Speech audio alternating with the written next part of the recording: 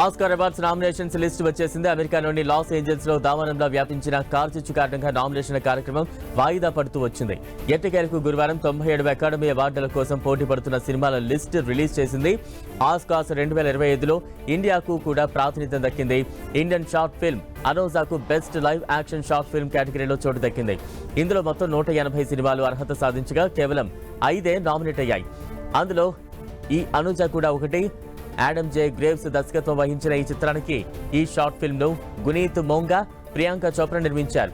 ఈ కేటగిరీలో అనుజతో పాటు alien, I am not a robot, the last ranger, a man who would not remain silent పోటీ పడనున్నాయి.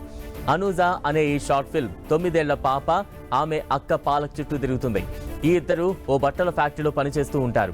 బాల కార్మికుల జీవితాల్లోని ఓ తెలియని కోణాన్ని ఈ షార్ట్ ఫిల్మ్ ఆవిష్కరించింది. ఇక గోల్డెన్ గ్లోబ్ అవార్డుల్లో సత్తా చాటిన ది బ్రూటలిస్ట్, ఎమిలియా పెరెజ్ సినిమాలు అత్యధిక కేటగిరీలో నామినేషన్స్ దక్కించుకున్నాయి.